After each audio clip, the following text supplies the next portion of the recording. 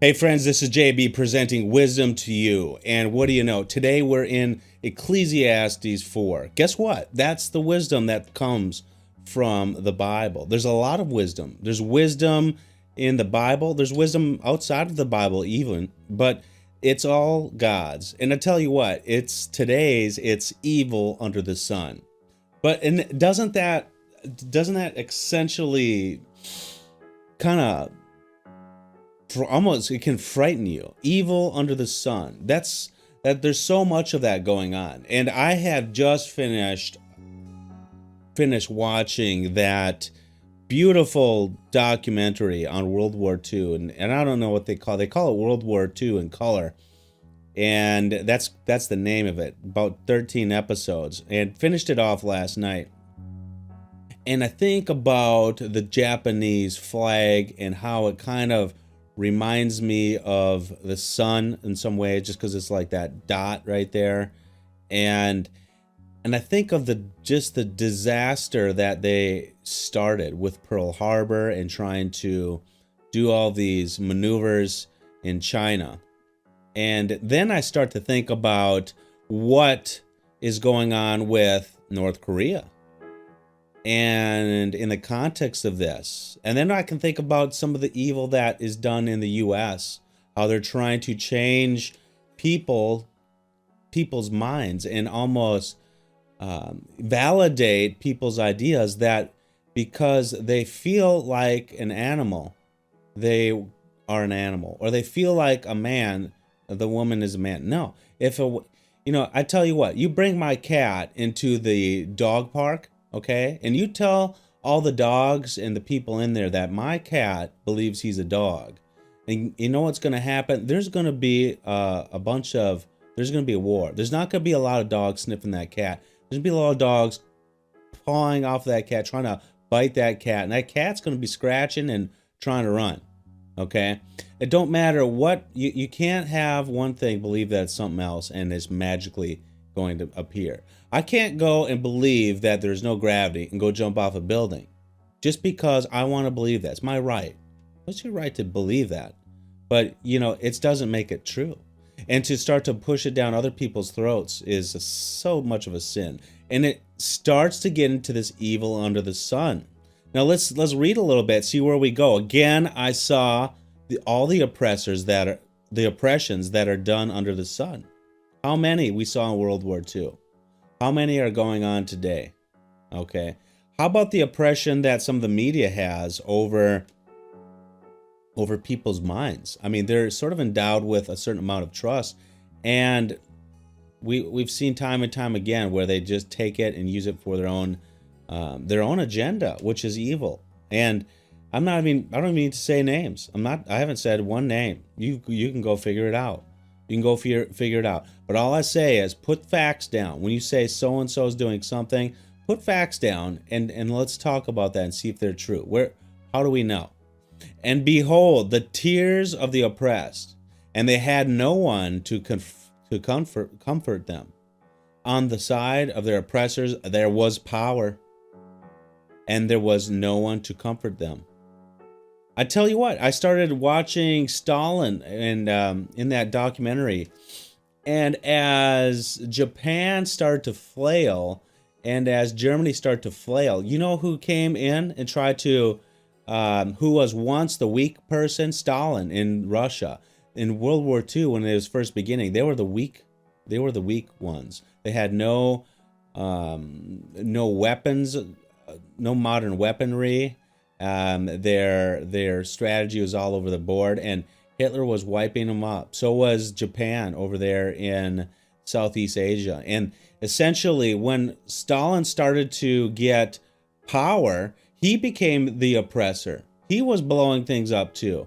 He was letting the Polish people die when he was just outside the city. Could have helped a lot. Could have helped when Germany was destroying Warsaw. Stalin, he was once one of those, but as soon as he knew that it was strategically in his best interest to just sit back and let the Polish people die, because a lot of them were non-communists, the ones he would have ended up coming to save, and he just stood on the sideline. and he didn't comfort them. And I thought the dead who are already dead more fortunate than the living who are still alive. You could see, you could look out over the battlefields and then look at people who are in despair, despondency, unable to realize their potential even. In America, I think the biggest thing that we are in poverty of is production.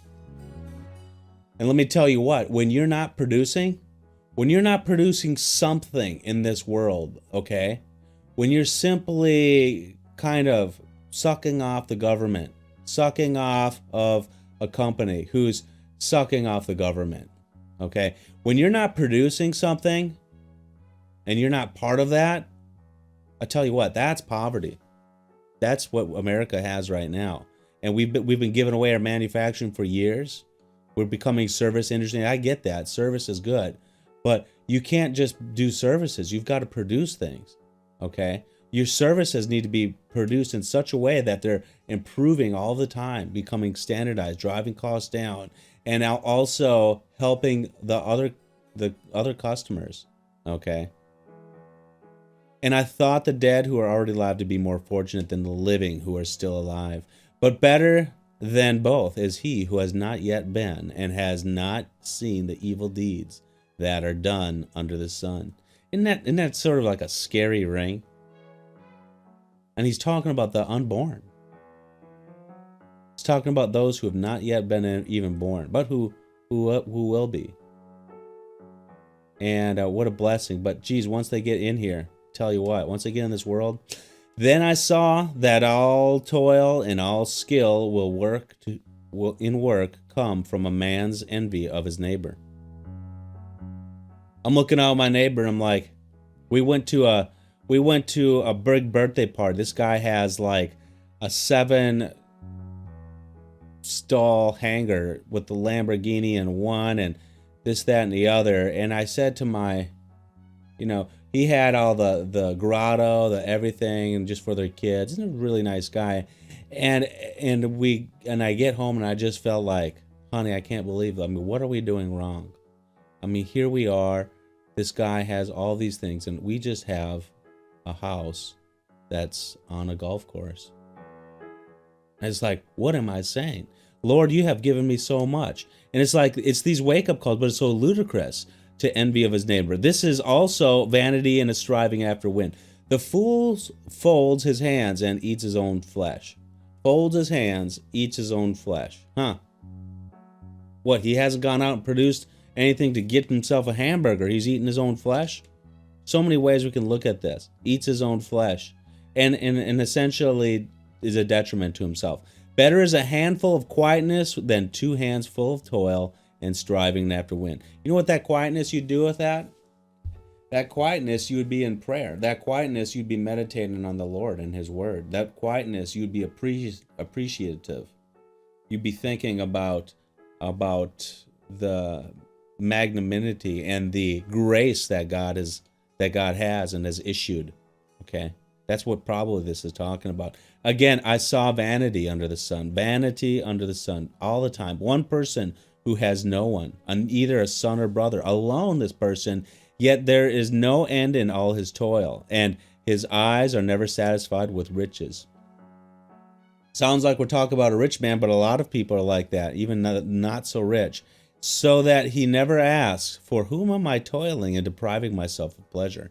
Yeah, the toil and all that pleasure will really never come if you don't know who's given it to you and what it's for. And that God is the one who has ordained this world, his sovereignty.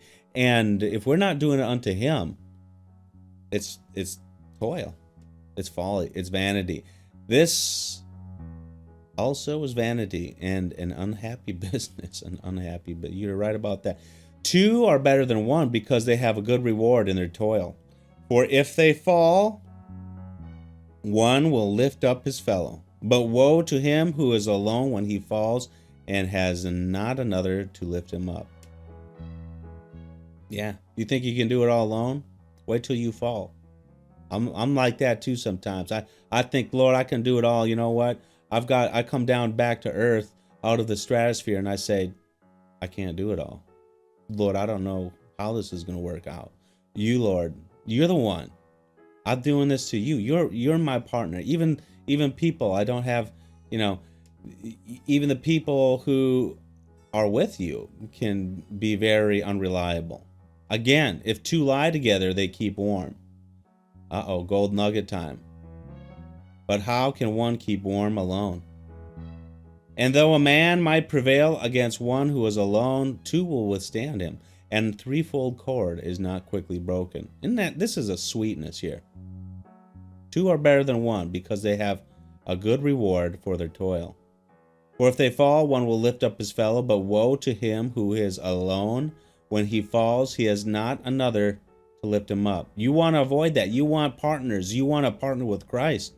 First off, again, if two lie together, they keep warm. But how can one keep warm alone?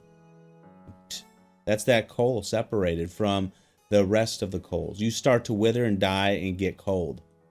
That's the gold nugget. This is a big chunk. This is beautiful. Better was the poor and wise youth than an old and foolish king who no longer knew how to take advice. Foolish king. Isn't that oxymoron? Because they say a king is not foolish. For he went from prison to throne, though in his own kingdom he had been born poor. I saw all the... Wait a sec, what do we have here? What did we miss? Though in his own kingdom he had been born poor, for he went from prison to throne.